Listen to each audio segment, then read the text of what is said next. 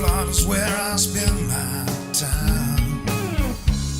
From the beaches of Pensacola, yeah, to the pirates and the keys. Something in the air down here, man, even a blind man can see. Yeah. Florida free, Florida forever.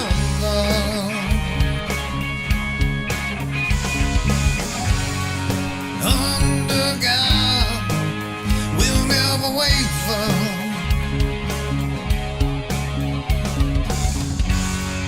Don't tread on me, just let us be. Florida strong, Florida free.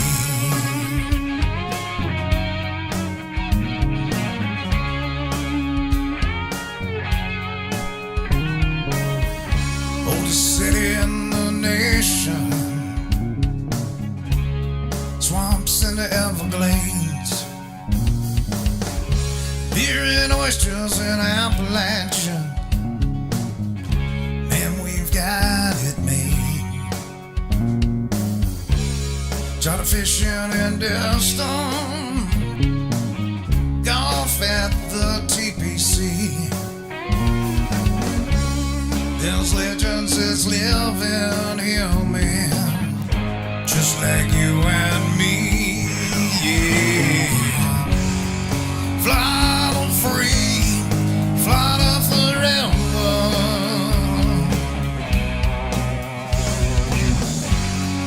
Under God, we'll never waver. Yeah. Don't tread on me, just let us be. Florida strong, Florida free.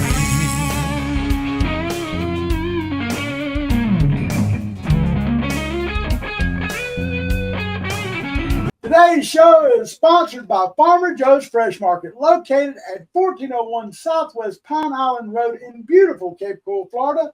This week, Farmer Joe's has pork tenderloin, $2.99 a pound. Atlantic salmon, $9.99 a pound.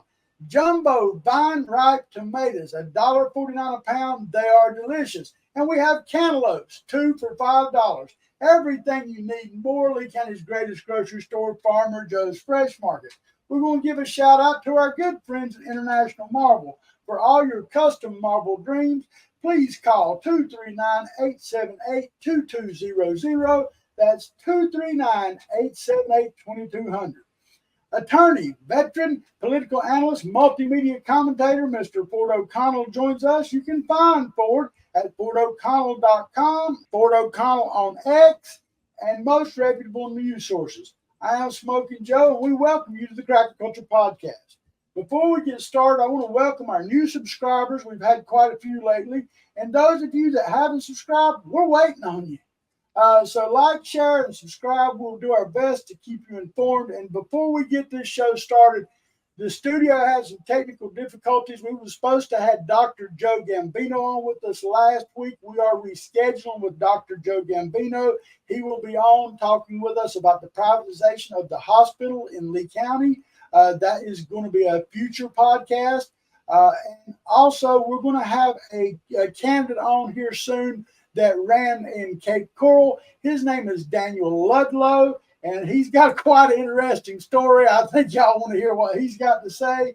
And we have several other guests lined up to come on. We're going to really entertain you and give you a little concept of why we've been kind of slack the last few weeks. We are fixing to launch our new website, and we want to give a shout out to our producer, Miss Jessie. She has just graduated from college, and she is now a full-fledged coder, and she will be doing our website design and everything for us. Now, before we get started, let's jump right into this cesspool and discuss what we witnessed during the Donald Trump and Kamala Harris first debate. It was basically a 3-against-1 and the debate against 4. And before I get started, I want to play the highlights from that and a few things to give you an insight of what we seen during the debate. So let's try this. Everything that she believed 3 years ago and 4 years ago is out the window. She's going to my philosophy now. In fact, I was going to send her a MAGA hat. She's gone to my philosophy. But if she ever got elected, she'd change it. And it will be the end of our country. She's a Marxist. Everybody knows she's a Marxist. Her father's a Marxist professor in economics, and he taught her well. We're looking at different plans. If we can come up with a plan that's going to cost our people, our population, less money and be better health care than Obamacare, then I would absolutely do it. We, over the last 4 years, have strengthened the Affordable Care Act. We have allowed, for the first time, Medicare to negotiate drug prices on behalf of you, the American people. Donald Trump said he was going to allow Medicare to negotiate drug prices. He never did. We did. In Springfield, they're eating the dogs, the people that came in. They're eating the cats. They're eating the pets of the people that live there. Clark County Communications. Yes, ma'am. I got a question. This is a non-emergency line, correct? Yes, it is. Okay. I'm sitting here. I'm riding on the trail going to my orientation for my job today, and I see a group of Haitian people. There was about 4 of them. They all had geese in their hand. They got away. I couldn't make out the first 3 in the line. What did you do? August 16th, Canton police responded to disturbing 911 calls. She killed the cat and is eating it. Stand up. Officers on scene placed Pharrell in handcuffs as a crowd of onlookers watched. Put your hands behind your back. Someone got rubber gloves. She's covered in blood. Police believe she killed the cat before eating it. One writing they saw blood on Alexis's feet, hands, and fur on her lips. And it's nothing but immigrants over there. They're in the park grabbing up ducks by their neck and cutting their head off and walking off with them and eating them and it's going to get bigger and it's only No respect for our people, our land, or our life's work. People living their life here the way they did in Haiti. Angry, stealing, polluting, living in filth, and acting like animals. These are not civilized people. Opening containers in our grocery stores, helping themselves to what's inside and throwing the rest onto the shelves and floors. Pulling off of the highway to publicly clean and gut the roadkill lying there in front of anyone that passes by. Stealing animals from farmers and leaving their severed heads at the side of an old school where children play. Relieving themselves in public. Making some barbaric stew out of the birds that live in our park. This is insanity. Now, Ford, we dealt with listening to those 2 commentators claim that this was false accusations by Trump. But this has been out there, and I could have pulled clips all day on what's going on. And, for the fact that people don't think that the Haitian population eat cats, I will guarantee you, any of you that want to come down to Florida and take a ride with me through Immokalee, right by the casino where the Haitians live, I promise you'll never see a cat. Never. There's not one cat in that area. And that says something, Ford. Look, it absolutely does. I think, whether we're talking about geese, cats, crime, etc., the migrant crime crisis is real. And that's what the media doesn't want to talk about. Ohio, it's got 60,000 people. And in the last 3 to 4 years, due to the Harris-Biden migrant relocation situation, they put 20,000 Haitians in that tiny little community. That's insane. And not only that, you've got the same problem going on in Aurora, Colorado, where they put the most dangerous gang in Venezuela in the middle of suburban Denver, and they're basically beating down people's doors. I don't know on what planet it's a good policy to endanger the lives of your citizens just because you want to import a new set of voters. That's exactly what's happening here. And we know, whether it's cats, dogs, geese, or whatever, Haiti is the poorest country in the Western Hemisphere. We know they use animals in their religious ceremonies. It doesn't really matter whether it's true or not, because essentially you shouldn't be importing 20,000 Haitian migrants into a city of 60,000 people and wondering, boy, the people there, why are they bitching? They're bitching because you're ruining their home. Well, we've dealt with that here in Florida a lot. Like you said, the religion practice of Santeria and some of the other.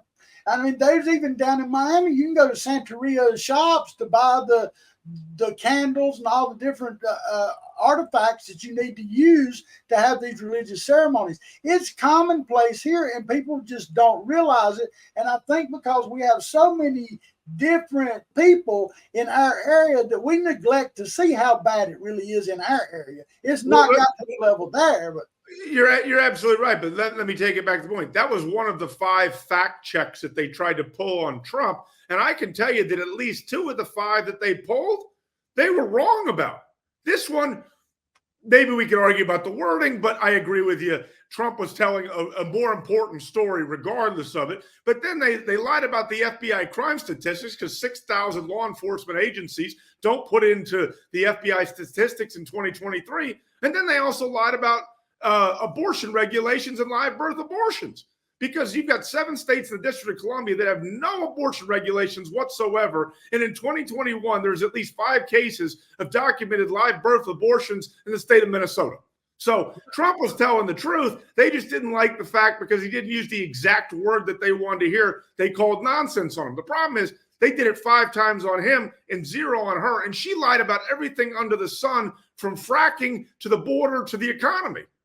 Absolutely. Now, a lot of our viewers have settled comfortably thinking that Donald Trump has the election secured. Now, the truth is, most of us thought that in 2020, and we were absolutely wrong when the numbers come out. How do you feel people will think after the debate, this last debate with Kamala Harris? Look, I don't think that she gained any votes by this debate. I think it was a wash. I do think she got under Donald Trump's skin. And I think that what Donald Trump did very well was the opening when he talked about the economy. She dodged it entirely. Are you better off now than you were 4 years ago? Of course, the answer is hell no. And when he was really strong at the end was when he basically said, look, you've been in office for 3.5 years. You have all these great ideas. How come you haven't implemented them? Look, I think it was a lot of missed opportunities for Donald Trump, because he should always be litigating against Kamala Harris 2 things: inflation and illegal immigration. And every time she tries to bait him, his answer should be very simple. Kamala, you're a phony. You're more of the same. I'm going to make America affordable again, and I'm going to make America safe again. He should just say that over and over every time she tries to take him down a rabbit hole. Well, you know, like I said, that was probably one of the worst debates I had ever seen. Oh, it's the worst moderated debate in modern presidential history. Exactly. I will tell you, we've been doing this live since 1960. That was the worst one. Muir and Davis, it was disgraceful. And, you know, right now there's allegations out there that they might have given the questions. Well, that was what I was going to ask you, because I don't fall into a lot of the conspiracy theories, even though a lot of them are true. I don't try to play it. But, you know, there's been allegations that Kamala had an earpiece in feeding her information. Whether that's true or not, I do believe from everything I watched, it was straight out of the Obama playbook. And I feel like that she had the questions in advance and she was coached by the Obama team. That's my personal feeling. Yeah, I don't know about the earpiece, and I don't know if she actually got the questions. It wouldn't surprise me. Obviously, Hillary Clinton managed to do that way back in the day when there was a CNN debate. So anything's on the table. I'm going to reserve judgment, but there was nothing free or fair about that debate. You're absolutely right. It was a 3-on-1 cage match. And if we find out she actually really knew the boilerplate questions, then once again, you're talking about a rigged election before people have even started voting. I mean, they tried to bankrupt the guy. They tried to knock him off the ballot. They tried to shoot him. And now they're rigging debates. I mean, how much more does this guy got to go through? And frankly, he's the toughest SOB. But let me go back to your point. I want to tell people in Southwest Florida this very thing. This is going to be a replay of 2016 and 2020. It's going to be 40 to 70,000 votes in about 3 or 4 states. They're going to decide who the 47th president of the United States is. And most likely, whoever wins Pennsylvania is going to be the next president of the United States. And let me tell you something. There are no voter ID laws in the state of Pennsylvania. So you should be very, very nervous. And if you want to do something about it, help get out the vote in Pennsylvania, North Carolina, or our neighboring state of Georgia. Do something. Put your mouth where the action should be. Well, and, you know, it speaks volumes. Me and you talked before about how RFK's family was totally unsupportive of his bid for president. But what really baffles me is how the Waltz family come out in full force, and they don't vote for Waltz. He's our family, but you better stay away from him. That speaks volumes, man. Yeah, well, I mean, let me say one more thing about the debate. I'll bet dollars to donuts Kamala Harris does not have a gun, and certainly not a registered gun. I forgot to throw that in. But when it comes to Tim Walz, you're absolutely right. I mean, his family's out there front and center. And look, I'm not big on families when you have disagreements, your relatives, and someone's running for office to speak. But the fact that so many of his sort of distant relatives decide to speak up tells you that, in fact, it ain't J.D. Vance who's weird. Apparently, it's Tim Walz. Yeah, I mean, I think J.D. Vance is getting a bad rap by the Democrats. I actually like J.D. He's getting better by the moment. He's getting a better communicator, and I watch him grow. I'll just say this. He better put Tim Walz's dick in the dirt when they have that vice presidential debate. I agree. Now, going forward, do you think Trump – I don't think he will, but do you think Trump will debate Kamala again? Look, I think that was a negotiating tactic on Trump's part. He may or may not. I put it at about a 50% chance. What he's trying to do is saying, I want some real moderators, but if we're going to get the same darn moderators again, then I'm not going to do it. And trust me, Kamala Harris was only going to do it if she could get the rules a certain way. Don't ever trust anything when the media is like, oh, Kamala Harris wants a second debate. No, she doesn't. She just threw that out there because she basically wants to find an off-ramp. So at the end of the day, Trump doesn't need to go up against the moderators again. And obviously, Kamala Harris is trying to run the rules of the game, which, by the way, Joe Biden negotiated. And frankly, they should have had a debate with NBC on September 28th because Biden agreed to that, and they seem to have backed out. I agree. Well, what else you think we need to talk about nationally? You got any other national topics that are pressing you think we need to put out? Yeah, look, I think that there's one good thing. Look, I don't want to make people feel bad, but I need to scare you because we're about, less than 60 days from Election Day and early voting has started in some of these states. I think one of the things that people need to know is there's a good thing going on here for Donald Trump. There was a New York Times Siena poll, and it had him leading nationally by one. Remember, national polls don't decide it. The swing states do, but when a Republican's leading in the national polls, that's usually a very good sign that they're going to win in the swing states. But what we saw is that 53% of Americans said that Donald Trump was a change candidate. Further, 56% of Americans said Kamala Harris was more of the same.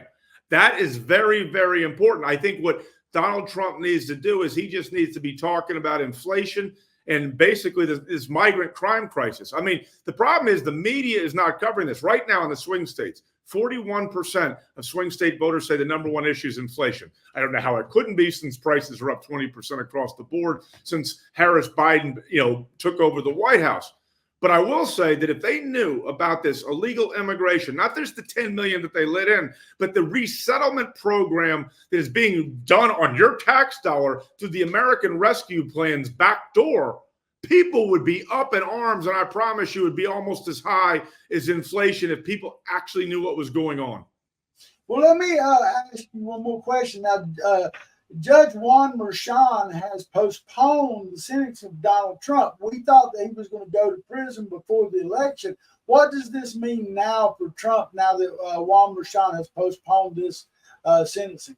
I think Merchan, who's a total political operative, and we've discussed the fact the case has absolutely no merit. In fact, recently there was some audio released from that office of Alvin Bragg that said the case never should have been brought by his own attorneys. That was the craziest part about it. But I think Merchan recognizes that if he tried to jail him or put him on house arrest, that would put Trump over the top and he'd become the 47th president of the United States, because even Democrats will behind closed doors admit what BS most of this lawfare has been. The only thing that really was there was the classified documents. That's one where, hey, this is a real thing. We know other people are doing it, but at the same time, that case was tossed out because basically Jack Smith is not a special prosecutor and violated the appointments clause. The one thing that I wanted to say for sure is, when we look at this with Trump, Merchan, and all this, me and you stated before this would be a Democrat talking point to say that Trump was a convicted felon.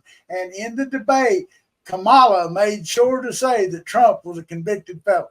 Oh, she said a lot of things, but it was all buzzwords. Look, the reason why she exceeded expectations is because she didn't speak gibberish like she has for the last 3.5 years. And frankly, after Trump left Joe Biden's dead carcass on that debate stage, it was a very low bar for her. I'll just say this, and this is going to sound crazy. We can look at this, after the election. I think probably the biggest mistake that Donald Trump has made in this election cycle was actually debating Joe Biden. Because by debating Joe Biden, they canceled Joe Biden. And if you saw the trend line in the polls, the reason why the Democrats were pushing him to debate is because they wanted to throw Joe Biden out because they knew that Joe Biden was going to lose. Yeah, it's definitely a different situation when it comes to elections, the way the Democrats have done this with Biden and Harris. Well, Ford, I'm going to move on to where our viewers like to come in and see. Man's trash. Now, today on the Man's Trash, we got a special guest, and his name's Dave Jaye. And I'm going to bring Dave in forward. Let me get him on here. Dave, good to see you, my friend. How you doing? Thank you, Smokin Joe, for the chance to be part of your audience. Now, Dave Jaye is with tripledippers.org. And I'm going to ask him to please let our viewers know what triple dipping is and what your organization is hoping to bring to the attention of our constituents. Triple dipping is a taxpayer ripoff, and what it is a pension cash bonus. I've got this triple dipper sign, and the first dip is the public employees and the politicians sign a fake retirement paperwork. There's no separation of employment. There's no gold watch, no retirement party. And so for 8 years and 10 years for school employees, they get a pension that's accruing interest and a paycheck at the same time to do the same job. And these triple dippers then don't pay the standard 3% of their salary into the Florida retirement system. Then you can see there's a cherry on the top, and the cherry on the top is that these triple dippers, these public employees, are able to cash out all their unused vacation, personal, and sick days, not at the salary that they earned it over the years, but the final highest salary, artificially taking more money from the taxpayers, artificially spiking up the last year's pay, which is what their pension is based on. So these triple dippers, for an 8-year period and 10 years for the schools, have an interest-bearing pension. They get it as a lump sum cash payment, and they continue to receive their pension plus COLA plus healthcare subsidies for the rest of their life. Well, now I want you to help me understand this. Now, it seems like you're referring somewhat to the DROP program, the Deferred Retirement Option Program. But now I thought that was like a 96 weeks is all they were allowed or something like that. It was only a few weeks that they were allowed of that. Well, it used to be 5 years. It used to be for 5 years that you would collect a paycheck and a pension at the same time to do the same job and not kicking 3% of your pay. Then on July 1st of 2023, Governor DeSantis signed legislation with a 60% increase from 5 to 8 years for the overwhelming majority of public employees that are over 62 and have 8 years of service, and 55 for first responders, and to 10 years for public employees. And there's even a move to say that if you are a teacher, you can just collect that cash bonus and continue working. Some of these, there used to be a separation of employment, a cooling off period for 6 months. Then it was 30 days. Now there's a 1 year cooling off period, and they can immediately go back. And even before that, as a contract employee. Well, I want to explain to the people why this DROP program, this Deferred Retirement Option Program, was created. Now, a long time ago, the legislation made it a Florida statute to create the DROP program because there was certain positions that needed specified qualifications that were lacking at the time. Today, you cannot believe this is no longer necessary. We have out-of-work qualified individuals everywhere. So I think that it's time. It needs to be a legislative issue here. We need to go.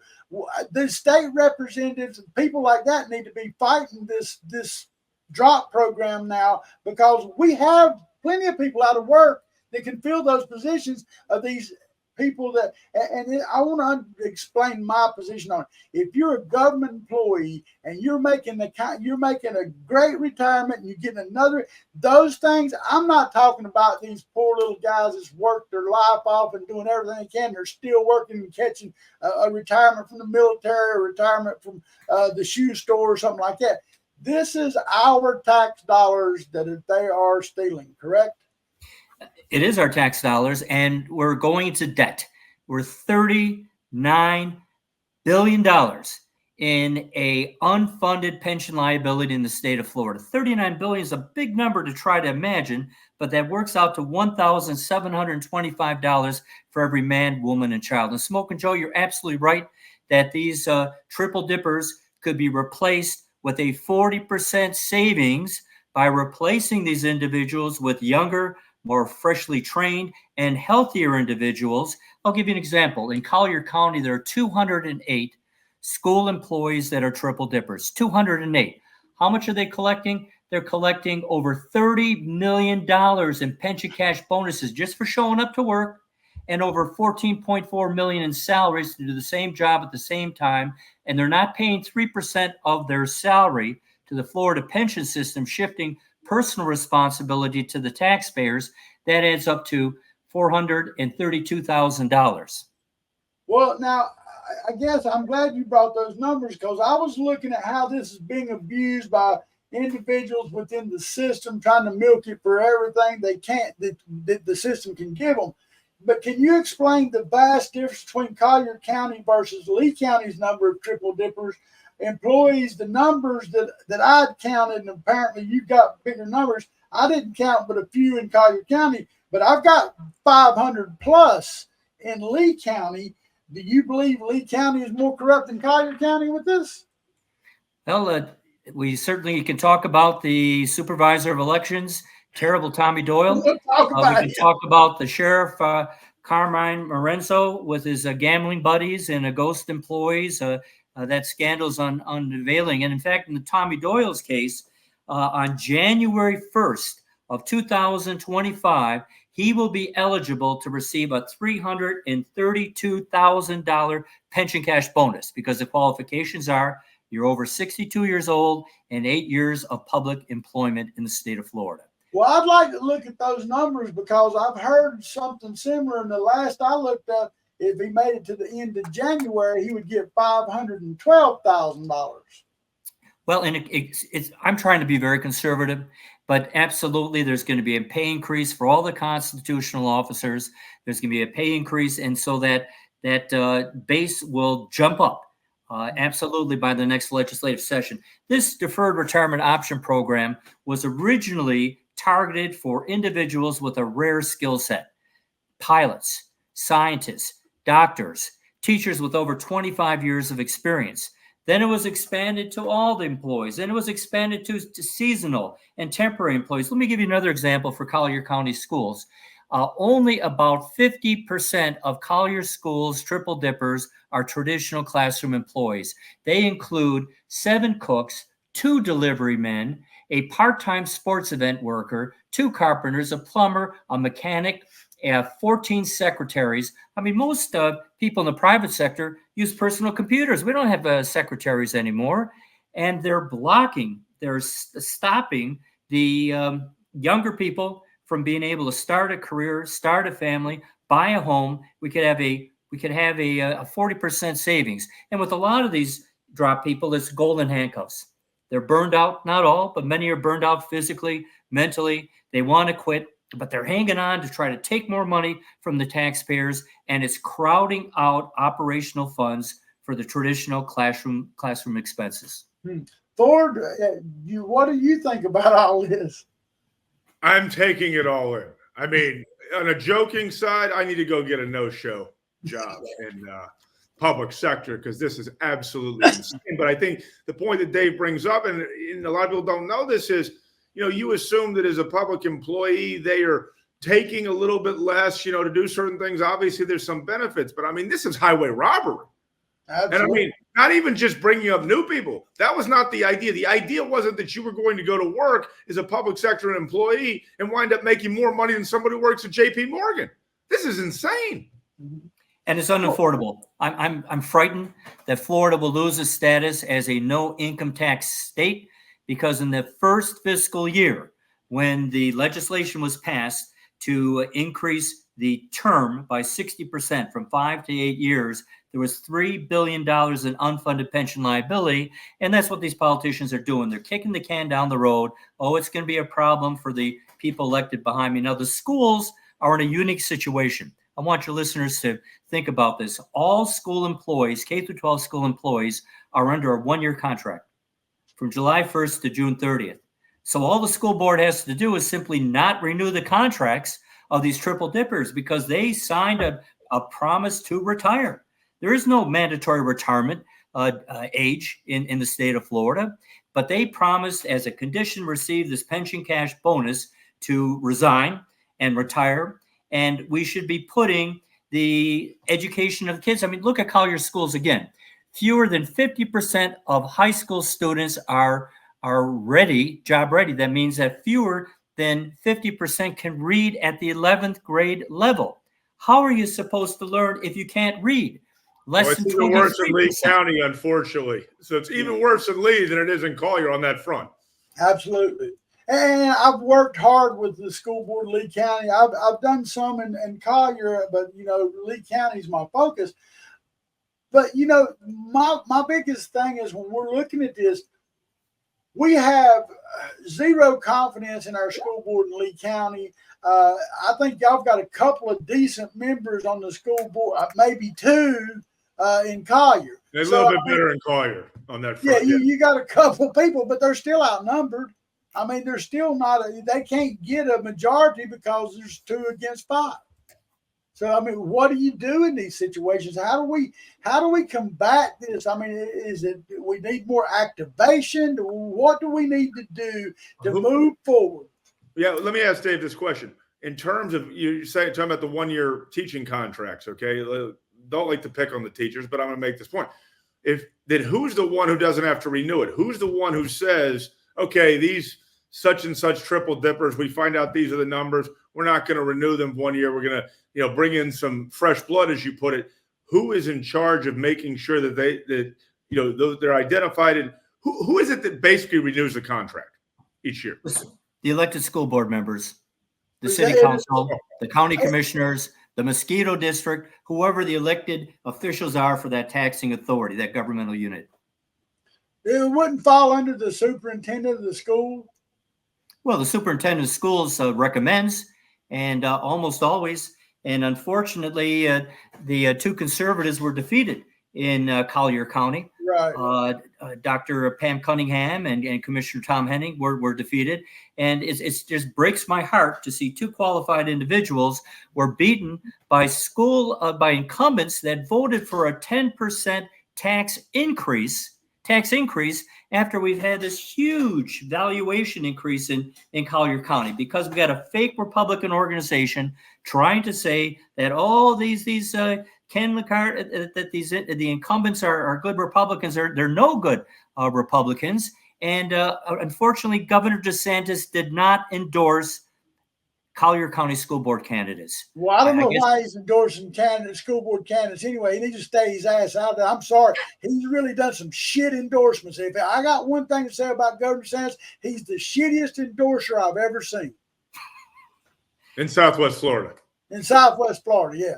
I mean, stay out of Southwest Florida, because you don't, apparently you're blind to what they're doing here, and especially Lee County. I mean, Collier County, but Lee County, it is so bad. Just like the supervisor of elections, he hasn't even weighed in on that. What kind of governor, with all the things that's went on with Tommy Doyle, has not come to Lee County and said, hey, I'm going to look into this, guys. I apologize. Nothing. It's a terrible scandal. Yes, Tommy Doyle, terrible Tommy Doyle is a constitutional officer, but the Lee County School Board, Lee County Commissioners have got the authority and the responsibility to claw back, to take back the $300,000 of taxpayer money that Tommy Doyle was using to pursue and then to cover up his sex scandal with a subordinate. But they're not going to do that because they're more corrupt than him. You don't have a decent right now, and I used to be okay with Cecil, but currently I have no confidence in the current board that's been elected. Brian Hammond, out of nothing. I wish Brian Hammond just go away. Then they pull in a toxic chemical waste dumper and elect him, Dave Mullica. I just can't believe what we're seeing here, and the public is blind to it.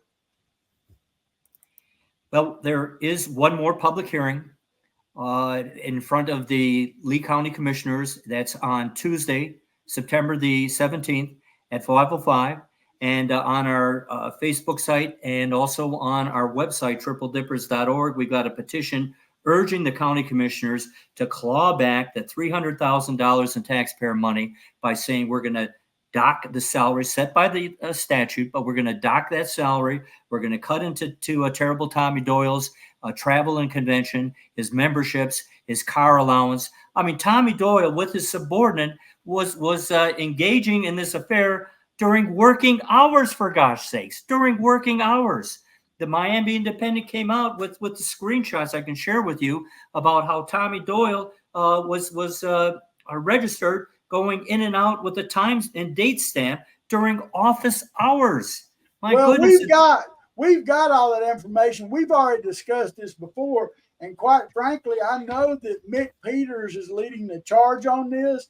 And I've got nothing against Mick Peters personally, other than the fact that he come to me and asked me for help. He wanted me to contact Ford and Alfie Oakes, and he put me on the line. And I contacted Ford. Ford just had surgery. I contacted Alfie Oakes, and I believe Alfie might be helping him, but he ghosted us and never come back with it. We had to file our own Freedom of Information Act because I'm a man of my word. And until Mick Peters steps up and calls me and says, Joe, I'm sorry that I act like a jackass, I got nothing for Mick Peters. I'm sorry. But I do believe we need to take rid of Tommy Doyle. It's a righteous effort. It's a righteous cause. These are sacred taxpayer dollars. We've got a duty to pressure, to ask our elected officials to claw that money back and to investigate what's happening with Sheriff Carmen Marino and the, I guess, a ghost employee who got even an increase in his no-bid contract, which allegedly was being used to pay for Marcino's father's new luxury car. Well, I want to go ahead. I'm going to put your website up where people can contact you, Dave. And this is Dave. So this has Dave's phone number as well as his email and Facebook accounts. And you can reach Dave at tripledippers.org. I think that what you're doing, Dave, is admirable. And I hope that we get, I've said all along, until we get somebody outside the area with some juice, we're going to keep going down this horrible road. And we do applaud your efforts, and we absolutely hope that you're successful in what you're trying to do. I don't think you will be, especially if you're going to county commission in Lee County, because they're one and the same. I mean, that's the problem. Lee County, look, we talk about Tommy Doyle. Let's just keep it on Tommy Doyle for a second. Yeah. Tommy Doyle is just the tip of the iceberg in Lee County. You have a little bit better chance in Collier County only because Collier County isn't fully run by Terry Miller. If Collier County was fully run by Terry Miller, you'd have no luck there either. But in Collier, because it's a little bit more decentralized, you may be able to make some noise.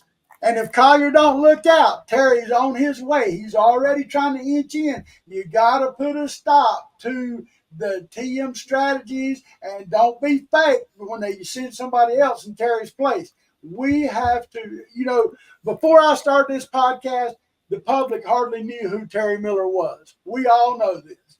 I have made sure that I made his name recognizable because I want the world to know what a POS really looks like, and it's Terry Miller. I'll just tell you, my other concern is we talk about Lee and Collier. Remember, we got some problems in southern Charlotte County, too, in the Punta Gorda area, because guess where he's getting his claws in again? Is up there in Charlotte. And, man, I'm worried. And the thing about it is, you know, they don't care. They're putting it right. They're slapping it right in everybody's face. They come out with a new hashtag, Cabal Strong. Now, this is Spencer Roach, who is the worst state representative and one of the worst human beings I've ever seen. You got him out here hashtagging Cabal Strong. Armored person's wife, Cabal Strong. Do they not realize that they are spitting in the face of their constituents? They are. And let me also mention to you about some greedy politicians. We have a multi-county public defender. Her name is Kathleen Smith. She had a 5-year pension cash bonus, and she decided that $547,000 was not enough money, so she applied for the 8-year pension cash bonus. She's not up for election this year, but she will be next year. Can you imagine somebody saying that $547,000 was not enough of a pension cash bonus, and I want to have a 60% increase in 8-year pension cash bonus? I mean, that's like working in – look, I'm an attorney. That's like working in a New York law firm without having to do the actual work. Don't get me wrong. There's some decent public defenders out there, but most public defenders are, public defenders because they're not very good lawyers. No, I agree. Well, Dave, I thank you for coming on. You got anything else you'd like to share before we go on to the next subject?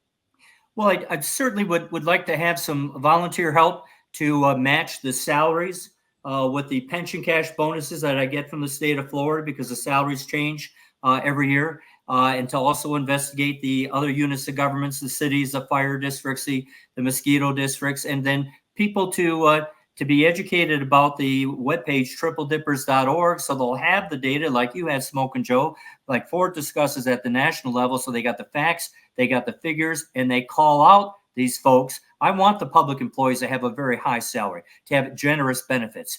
But nobody in the private sector gets a pension and a paycheck at the same time to do the same job and avoids paying the standard salary, 3% to the retirement system like everyone else. So I salute you, Smokin' Joe. Thank you, Ford, for bringing the information. Keep up the good work, gentlemen. Thank you for coming on, Dave, and hopefully we'll talk to you again real soon, my friend. That was Dave Jaye with tripledippers.org. We'll put his little site up one more time. You can contact Dave Jaye at Gmail is dave.j55@gmail, or on facebook.com /Triple Dippers, and his number's there for you. So, yeah, jump in and talk to Dave. You know, there's a great point to take away from all this, okay? There's a lot of jargon in there, but basically he said we've got a $39 billion unfunded pension liability situation in Florida. Because of this, it's been sped up.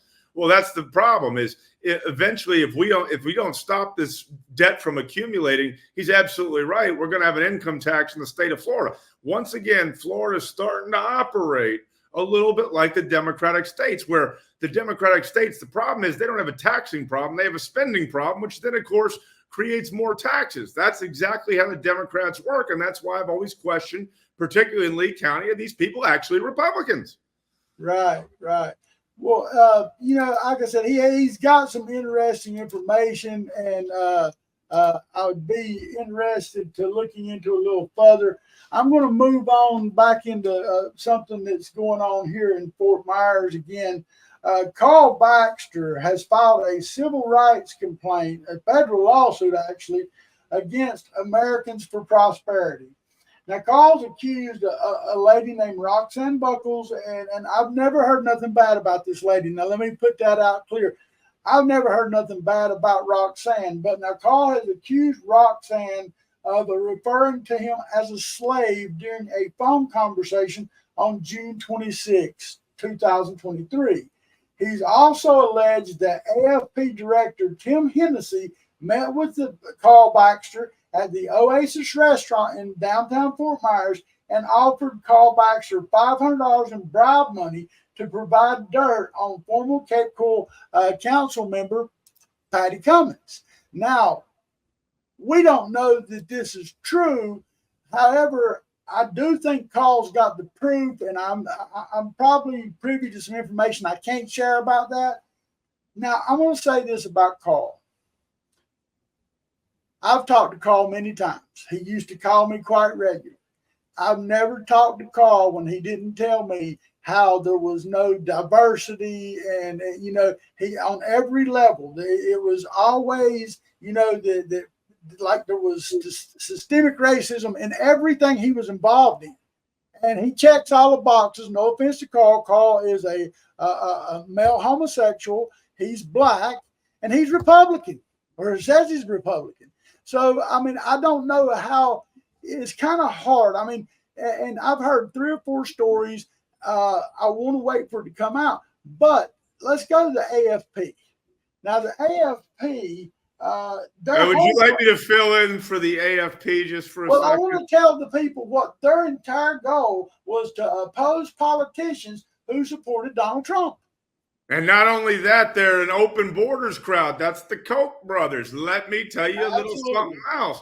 See, AFP, when public officials run, they're supposed to send everyone a questionnaire. And gee, I know of a race where they didn't send the candidate the questionnaire. That would be me versus Tiffany Esposito. And amazingly, Tiffany Esposito was endorsed by them with no little process being upheld or anything else. And again, that's technically AFP's right to do. But when people want to know who really the open border person is and who's really the prosperity person who's actually looking after the constituents, well, you wouldn't know what the answer is. Actually, not getting the AFP endorsement locally should be a badge of honor. I agree. Well, I mean, look, I don't know.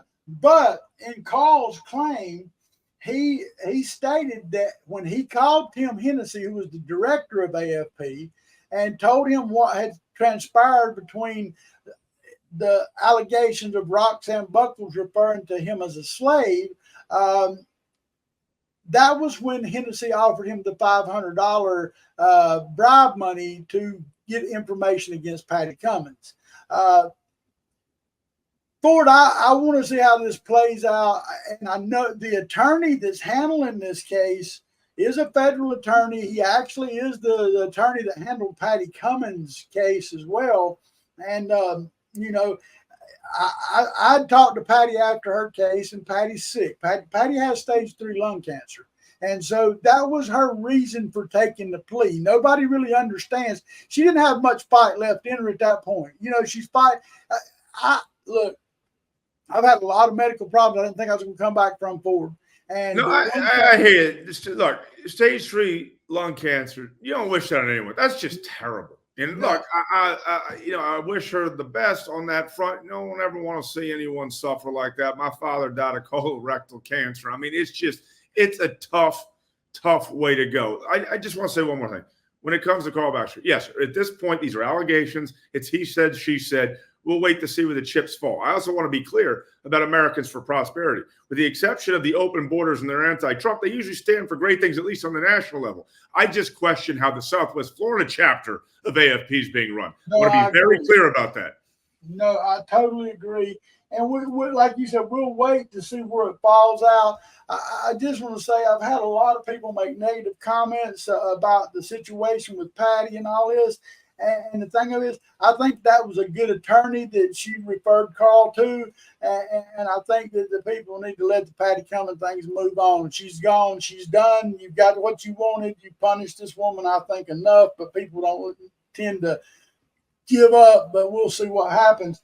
I want to go ahead and talk about the RSW terminal expansion, who's been delayed. We first heard it was an overrun of $13 million. Then we had several members of the Port Authority and that quit because they said the overrun was over $135 million. Now, latest reports. This is the largest project that the airport has ever attempted, and the current project cost is now. The overrun is $1,067,549,376. Now, you'd think that would be disturbing, especially when when there is no, the Port Authority Council is not there, the Fort Myers City Council steps in.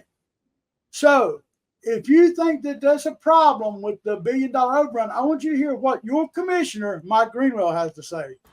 In the engineering design, sometimes you can easily put the wrong girder or the wrong infrastructure underneath. Just something happens where one little problem can lead into major problems that stop projects because you have to correct that before you can move forward. And that's just kind of what happened here. It's not anybody's fault. It's just part of the industry. Well, it's not anybody's fault. Repeat how much you're over budget and how much it's going to cost total again. I want people to understand this. They're $1 billion over budget, and the cost now is $1,067,549,376 at the last report. Now at RSW, $1 billion. What are you getting? A New York size airport? This is only for a terminal expansion. I understand. That's what I'm trying to say. I mean, they redid LaGuardia Airport over the last 3-4 years up in New York. I want to know how much they spent because they got unions, they got the mob, they got everything else. And I promise you they didn't run over budget like this. Well, like I said, the killer to me is our county commissioner, who is a builder who's got contracts. He's got contracts with the school district. He's got contracts with they're the ones building the new strip club on Fort Myers Beach that the controversy's over. I mean, he's got contracts pretty much everywhere. How can you say that's nobody's fault? Yeah, I mean, that seems, I think you need an investigation. That seems a little quick, I mean, what he should have said is, I'm going to reserve comment until we find out. I mean, once again, I don't know if there's structural problems. I don't know the details, but I mean, man, it sure seems like Mike Greenwell's trying to sweep this under the rug real quick. Yeah, I agree. Well, the last story I'd like to briefly speak on is, I mean, Joe, I do a lot of things, but I'm not a structural engineer. I'll be honest with you. No, I'm with you. I want to briefly pick up on this. Now, I did send Byron Donalds a personal message to his personal phone, and I asked him about why he would endorse Dave Mullica with his toxic dumping and the things that we can prove. Byron held a secret Florida water summit. It was not open to the press and it was not open to the public. To me, that is Captains for Clean Water was there. All the players that we worry about who are not really looking after our groundwater were there, but we weren't allowed in. And, of course, with his congressional stature, Byron was proud to tell an activist that sunshine don't apply to me. I'm going to reserve judgment on this. When we talk about we have 4 congressmen that represent Southwest Florida. Most people don't know that. Most of them just know Byron Donalds. We also have Greg Stubbe. We have Mario Diaz-Balart. And we have Scott Franklin. Most people don't know Scott Franklin. His district runs all the way from Lakeland into Immokalee. Now, most people don't even know that. But I'm just saying, when it comes to that sort of stuff, I reserve judgment. You're pointing this out. Let's be clear. Now, we don't know all the facts, but what you're saying is if you're going to do all this, how come it's not open to the public? Because, as we always say, Southwest Florida only goes as far as our natural beauty can take us. Well, my only thing is look, Byron's staff has always been good to reach right back out to me or pick up my phone, whatever. And I normally don't go directly to Byron. This time I did. I got 0 response from Byron. And that bothers me a little bit because I've supported Byron. But if he's not going to support, then I'm just going to be honest with you. I'll say it right here. If Byron is not going to step out and support our environment, I'm not a tree hugger, but I love my Florida. And I'm going to have some things to say about that. And I'm sorry if it offends my friends that are on Byron's team or if it offends Byron. All Byron's got to do is explain to the public. He don't owe me nothing, but he owes his constituents some type of explanation to why we're allowing these toxic dumpers and several other people that's not doing right by our Florida, why he's allowing and even endorsing some of it. I want to know. That's the simple question for me, Ford. I think that's great. I'm just going to ride in right behind you and say, there's one thing, and I'll just say this, separate of Byron, separate of even our state elected officials, there's a lot of people who conveniently run on the water platform to get into office, and you wind up immediately finding that was just a lie. I mean, you go up to Tallahassee, I'm just going to tell you, the people that actually stand up for the water get punished. And they get punished big time. And I'm not going to name names. I'm not going to name groups because I've seen how this works. All I'm saying is a lot of people say they're for the water. And to your point, look at their actions, not their words. Right. And I agree. And I want to say this while Ford's here. We have a lot of guests on the show. Their opinions don't always reflect our opinions. They have their right. We are free speech absolutists. And like I said, and I know that the previous guest, some of the people he might have discussed, he has an opinion about them. Whether me and Ford have the same opinion, that's not here or there. But we do not always agree with all of our guests. I want to make sure people know that up front because, we try to put like-minded people on the show, but we also try to put people on here that might not be like-minded so that you can see it. And I'm not saying that about Dave Jaye, by no means, please don't. But I do know that we've got a few people that are wanting to come on the show that are going to be controversial, and I want people to know ahead of time. Just because they believe it don't mean me and Ford believe it, but we feel like you need to have the right to know what people in the political world are thinking. So that gives you a better understanding of who you're voting for. I think that's exactly right. That's the problem with, a lot of media platforms in Southwest Florida. I'm going to just include all three counties for a second, Charlotte, Lee, and Collier. The point is, it's only people who say the same thing. Remember, you have to have a diversity of opinion if you actually want to reach a lot of people, because frankly, if there's an issue, there's at least two sides, and usually there's more than two sides on some of these issues because they're extremely complex. So just because people come on here does not mean we agree with them or even endorse what they're saying. Absolutely. But they have a right to be heard because their opinion may have something very different than what a lot of us think. And a lot of times they open up to various aspects that, Joe, you and I just don't know about. No, I agree. And like I said, when you come in here talking about Collier County, I'm familiar with Collier County, not as familiar as I am with Lee County. And I'm familiar with Charlotte County, but nowhere near as familiar I am with the other two. So that's exactly right. So I think that it's good to hear other people's opinions because I've interviewed Democrats. I've interviewed several people. It don't mean I believe on the same ideals they have, but you need to know because they might have some ideal that we could have worked with that we didn't think of, or they might have something so far-fetched crazy that you want the people to see how crazy they are. So that's exactly right. I'll just say, I hope at some point this show stretches into Charlotte County because I'll tell you when we get together, I want Lashley's Crab Shack to cater the show. Well, I think that, and that being said, what I said in the beginning, we are launching the new website soon, and when that happens, we are going to try to go to a schedule where there will be more entertainment on the channel. Not just me and Ford. We're going to let other people have their bite at the apple, so to speak. But we hope you'll continue to like, share, subscribe. And again, Ford is one of the most knowledgeable commentators that I know.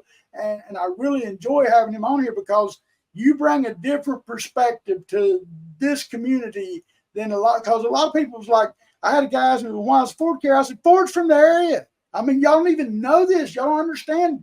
I know where Ford lives. It's not like he's in Washington all the time. People just don't get it. So, but I do appreciate you, Ford, more than you know, and I look forward to what the things we have to come. Ford, if you got anything else that's upcoming that people ought to be gearing up for? I'm just, it's this presidential race. I mean, I think that this is a big time thing. And I mean, I really hope Donald Trump, I worked with Donald Trump, worked for Donald Trump, many different things. But I'll just say this, he really needs to win because I'm very, very concerned about certain Republicans status quo, just keep doing the same thing. And if he's back in power, that some of that's going to stop. But also, I'm a little concerned about the Democrats who basically will lie and say anything just to get elected. I mean, literally, that's what Bernie Sanders just said about Kamala Harris. Well, she's being pragmatic. Let me translate that. She's going to lie and tell you what you want to hear. She's going to ban fracking. And if we ban fracking, you might as well kiss it away because that's the fastest way for this Chinese Communist Party to take over America. So, I mean, look, on a lot of the border, oh my God, there won't be a border. There already isn't a border under them, but I mean, it really won't be a border. I mean, space aliens will be coming in next. I mean, at the rate that thing's open. So I'm just telling you, this is a very pivotal time. And usually I tell people, the higher the office, the less important it is on your daily life. Usually it's your county commissioners that are most important in your daily life. But at this point, what the Democrats are pushing, the national Democrats, in terms of socialism, if Donald Trump doesn't win, I'm very, very worried. Let me just put it that way. Yeah, I agree with you. And, other countries are having the same sentiment. I mean, I see people out in other countries say, look, America, y'all, how important it is. It's not just for y'all. Donald Trump's got to win for the entire world. And so, you got to think about that. When other countries can see how bad it's got in the United States, I mean, it's like people are sitting back. We're the main show for everybody. They're waiting to see what craziness happens next year. It's just That's exactly right, Joe. That's exactly right. Well, Ford, thanks again. Folks, we love you, Florida. Please like, share, subscribe, tune in. We got a lot of great stuff happening here at Smokin' Joe Nation. And, we're pretty much underway. We're only a few short weeks away from kicking it off. And we'll continue to bring you honest content to the best of our ability. And again, love, peace, and gator grease. Until next time, we love you, Florida.